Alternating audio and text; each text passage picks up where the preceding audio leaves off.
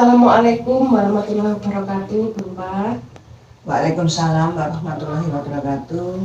Selamat pagi, Bu. Selamat pagi, Bu. Terima kasih atas waktu dan kesempatan yang diberikan pada saya untuk melakukan wawancara kepala sekolah sebagai pemenuhan tugas CGP Angkatan 7 Modul 3.1 tentang bagaimana seorang pemimpin dalam pengambilan keputusan. Nah, di sini saya perkenalkan, nama saya Yusifa Esti Ekayani dari SD Negeri 4 Sumber Putih. Saya CGP Angkatan 7 Kabupaten Malang. Di sini nanti saya akan mewawancarai panjenengan tentang bagaimana panjenengan sebagai kepala sekolah untuk memutuskan permasalahan-permasalahan yang ada di lembaga ini, Bu. Menginjak ke pertanyaan yang pertama, Bu, bagaimana cara jenengan mengidentifikasi kasus-kasus dilema etika atau bujukan moral yang terjadi di lembaga ini, Bu? Ya, untuk mengidentifikasi kasus-kasus dilema etika ataupun bujukan moral, saya akan menganalisis dulu sebuah kasus itu apakah termasuk dilema etika, keadaan benar lawan benar, apakah bujukan moral, keadaan benar lawan salah. Ketika saya menghadapi situasi dilema etika, akan ada nilai-nilai yang menjadi pertimbangan bagi saya, Bu. Yang pertama adalah cinta dan kasih sayang, kedua kebenaran, ketiga keadilan, keempat kebebasan, kelima persatuan, keenam toleransi, dan yang ketujuh tanggung jawab dalam penghargaan. Terima kasih, Bu. Berarti itu tadi langkah-langkah panjenengan dalam menghadapi kasus dilema etika atau bujukan moral dalam melakukan identifikasi awal, Bu. Matur suwun. Untuk pertanyaan kedua, Bu, Ya. bagaimana panjenengan dalam pengambilan keputusan di lembaga ini untuk mengatasi kasus-kasus yang mengandung nilai-nilai kebajikan yang sama? Ya, Bu Iva, untuk pertanyaan nomor 2, saya akan mengambil keputusan melalui 3 tahap, Bu. Ya. Yang pertama adalah melalui identifikasi solusi awal, yang kedua merumuskan tujuan, dan yang ketiga adalah pemilihan alternatif solusi. Baik, terima kasih, Bu. Nanti panjenengan sudah melakukan tahap-tahap dalam pengambilan keputusan. Itulah tahap-tahap tadi. Berikutnya berupa langkah-langkah atau prosedur apa yang bisa panjenengan lakukan untuk memutuskan masalah-masalah yang terjadi dalam dilema etika tersebut. Iya, Bu. Langkah-langkah yang saya akan ambil yaitu meliputi 9 langkah. Yang pertama atau langkah yang nomor 1 yaitu mengenali nilai-nilai yang saling bertentangan. Langkah yang kedua yaitu menentukan siapa yang terlibat. Dilanjutkan langkah yang ketiga yaitu mengumpulkan fakta-fakta yang relevan. Yang langkah nomor 4, pengujian benar atau salah yang meliputi 1. Uji legal, 2. Uji regulasi, yang keempat uji intuisi, yang dilanjutkan dengan uji publikasi dan uji panutan. Yang 5, pengujian paradigma benar lawan benar. Yang 6, melakukan prinsip resolusi, dan yang ke-7, investigasi opsi trilema. Dan yang ke-8 yaitu buat keputusan, yang akhirnya dilanjutkan dengan yang langkah terakhir yaitu refleksi. Baik, Bu. Baik, Ibu telah melakukan 9 langkah dan prosedur dengan sebuah pengambilan keputusan. Terima kasih, Bu. Iya. Ya, pertanyaan keempat, Bu. Iya. Hal-hal apa yang jenengan anggap efektif dalam pengambilan keputusan pada kasus-kasus dilema etika? Ya, hal-hal yang saya anggap efektif dalam pengambilan keputusan itu ada 3, Bu. Yang pertama yaitu meliputi pengumpulan informasi, dilanjutkan dengan tahap perencanaan, dan yang terakhir memilih solusi. Baik, Bu, terima kasih. Menginjak ke pertanyaan berikutnya, Bu, tentu di dalam pengambilan keputusan tersebut, Ibu menghadapi berbagai hambatan dan tantangan. Nah, kemudian kalau boleh saya ingin juga bertanya, kira-kira tantangan apa yang Ibu hadapi dalam pengambilan keputusan dilema etika? Ya. Tantangan dalam pengambilan keputusan pada kasus-kasus dilema etika ya Bu ya. Yang pertama yaitu individu lawan masyarakat. Yang kedua, rasa keadilan lawan rasa kasihan. Dan dilanjutkan dengan tantangan ketiga ya Bu ya, yaitu tentang kebenaran lawan kesetiaan dan jangka pendek lawan jangka panjang. Ya, terima kasih. Itu berbagai tantangan yang sudah dihadapi dalam dilema etika. Bu Rifa, tentunya di dalam memutuskan permasalahan-permasalahan dilema etika ataupun rujukan moral yang ada di lembaga panjenengan pasti membutuhkan waktu atau jadwal tertentu. Apakah di dalam memutuskannya dengan mempunyai tata kelola atau jadwal tertentu? Ya, kita untuk jawaban yang ringan, ya Bu Ipa ya. Tidak ada jadwal, ya. Tidak ada jadwal tertentu dalam melaksanakan atau menyelesaikan sebuah kasus. Ya. Prioritas kasus mana yang perlu diselesaikan secepatnya tergantung dari jenis kasus dan pentingnya kasus tersebut. Itu Bu dari jawaban yang ya. Baik Bu, berarti panjenengan memprioritaskan kasus mana yang harus lebih cepat untuk ditangani ya? Iya. Terima kasih. Baik Bu, terima kasih atas jawaban Ibu sebelumnya. Menginjak ke pertanyaan berikutnya Bu. Ya, Bu. Tentunya dalam panjenengan mengambil keputusan memutuskan permasalahan dilema etika ataupun rujukan moral di lembaga ini, ada faktor yang membantu dan mendukung panjenengan dalam pengambilan keputusan. Kira-kira itu faktor apa saja, Bu? Baik ya, Bu, untuk jawaban nomor 4, faktor yang membantu untuk mempermudah dalam pengambilan keputusan itu ada 3 faktor ya Bu ya. Yang pertama yaitu semua warga sekolah, yang kedua adalah pengelolaan emosi yang baik, dan yang terakhir adalah pemahaman tentang teori pengambilan keputusan. Baik Bu, terima kasih atas jawaban panjenengan. Untuk pertanyaan terakhir berupa dari berbagai langkah Anda panjenengan untuk memutuskan berbagai permasalahan dilema etika ataupun rujukan moral di dalam lembaga panjenengan, tentu banyak hal-hal yang dapat dipetik dan menjadi pembelajaran dalam pengambilan keputusan dilema etika tersebut, Bu. Dengan Kinten, kira-kira apa saja yang dapat dipetik hal-hal yang baik, Bu? Ya, pembelajaran yang bisa dipetik ya Bu ya dalam pengambilan sebuah keputusan adalah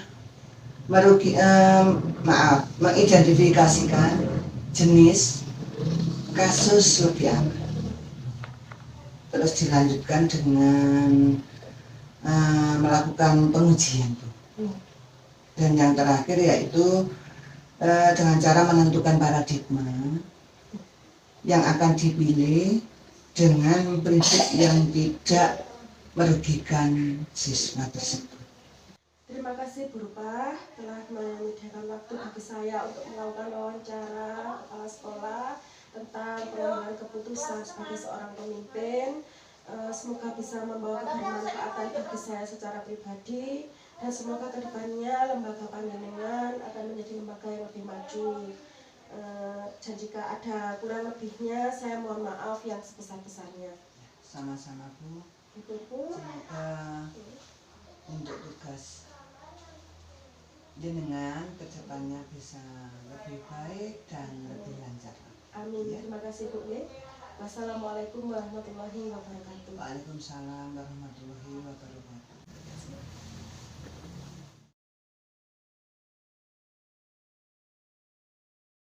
Assalamualaikum warahmatullahi wabarakatuh. Selamat pagi Adi.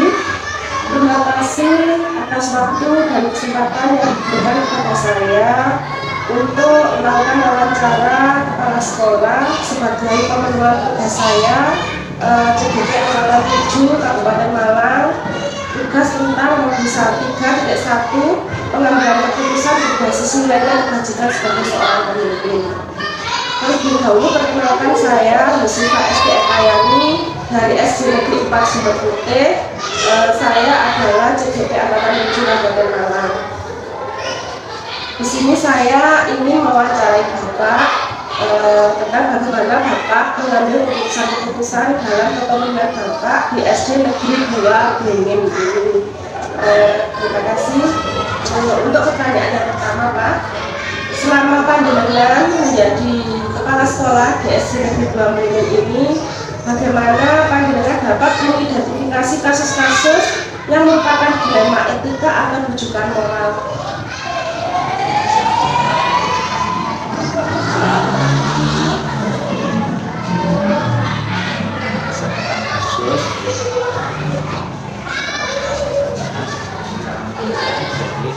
Pengambilan keputusan yang saya lakukan melalui tiga tahap. Yang pertama yaitu melalui kegiatan klarifikasi awal dan merumuskan tujuan, alternatif, solusi, menentukan kriteria pemilihan solusi dan implementasi keputusan, kemudian mengidentifikasi penilaian solusi dan implementasi keputusan. Berikutnya adalah kemudian mengidentifikasi paradigma di dilema etika dan nilai inti kebajikan yang sama-sama penting untuk mengambil suatu keputusan. Baik Bapak, dari panjenengan yang pertama sudah melakukan menganalisis, mengidentifikasi kasus awal apakah itu dilema etika atau rujukan moral, kemudian melakukan tiga tahapan dengan pengambilan keputusan sampai pada akhirnya panjenengan melakukan keputusan yang tepat untuk menentukan bahwa kasus tersebut dilema etika atau rujukan moral. Menginjak ke pertanyaan kedua Pak, selama ini bagaimana panjenengan menjalankan keputusan di sekolah, terutama untuk kasus-kasus di mana ada dua kepentingan ini sama-sama benar atau sama-sama mengandung nilai kebajikan? Jadi untuk pertanyaan yang semacam ini ada beberapa langkah prosedur yang saya lakukan keputusan. Yang pertama itu mengenali bahwa ada nilai-nilai yang saling bertentangan dalam situasi ini, tidak langsung mengambil keputusan tanpa menilai dengan lebih seksama. Yang kedua, menentukan siapa yang terlibat dalam situasi ini. Dan ketiga, kumpulkan fakta-fakta yang relevan dengan situasi ini berdasarkan data yang lengkap. Dan keempat, yaitu pengujian bahwa atau telah meliputi uji legal dan uji regulasi atau standar profesional, dan ada uji intuisi, uji publikasi, dan uji panutan atau idola. Dan ke langkah yang kelima ini pengujian paradigma benar lawan benar.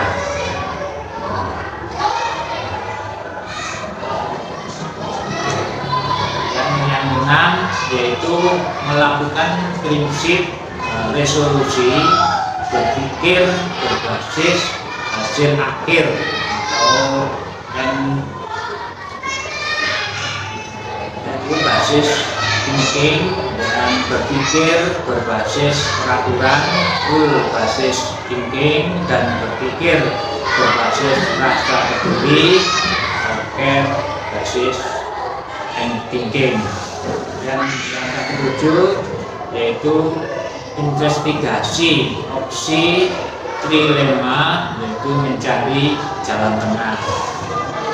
Dan langkah ke-8 yaitu buat suatu keputusan, dan yang terakhir langkah ke-9 yaitu merefleksikan. Bapak, terima kasih jawabannya.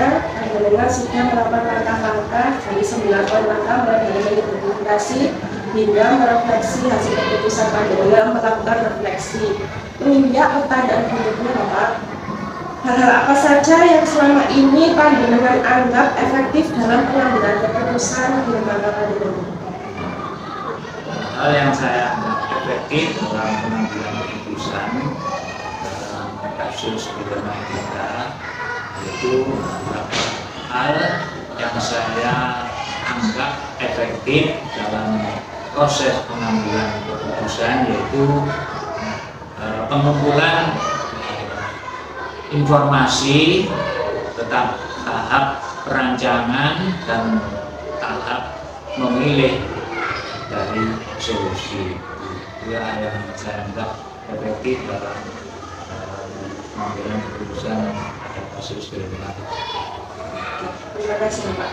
Nah, pertanyaan berikutnya, hal-hal apa yang memungkinkan menjadi hambatan dalam panjenengan mengambil keputusan dalam kasus-kasus di lembaga etika? Hal yang saya rasa menjadi hambatan atau tantangan dalam pengambilan keputusan pada kasus kriminal etika, yang pertama ini adalah individu lawan masyarakat, yaitu individu versus komunitas, kemudian rasa keadilan melawan rasa kekasihan, yaitu justice versus mercy, kemudian kebenaran melawan kesetiaan, melawan loyalty, dan jangka pendek melawan jangka panjang, short term versus long term. Itu yang bisa saya lakukan atau tantangan yang kami lakukan dalam pengambilan data dilema etika. Terima kasih, Bapak. Jadi panjenengan untuk mengambil keputusan harus menganalisis hambatan-hambatan tadi seperti individu masyarakat, rasa keadilan dan rasa belas kasihan, kemudian kebenaran lawan, kesetiaan, dan kepentingan jangka pendek dan jangka panjang. Kemudian pertanyaan berikutnya, apakah panjenengan memiliki tata kelola atau jadwal tertentu dalam menyelesaikan kasus dilema etika? Kalau memang ada, kira-kira itu disediakan dalam jangka waktu berapa lama akan membutuhkan jadwal tertentu, Pak? Untuk pada kasus etika ini tidak ada jangka waktu. Ini pertama adalah komunikasi yang baik dengan semua warga sekolah, dan pengelolaan emosi yang baik, dan pemahaman tentang teori pengambilan keputusan sebagai seorang pemimpin menjadi faktor yang membantu dalam pengambilan suatu keputusan. Itu yang saya lakukan. Tidak ada jangka waktu tertentu, tidak ada jangka waktu khusus. Terima kasih. Berikutnya, Pak, apakah ada seseorang atau faktor-faktor yang selama ini membantu panjenengan untuk pengambilan keputusan dalam kasus-kasus dilema etika? Dalam hal ini, dalam yang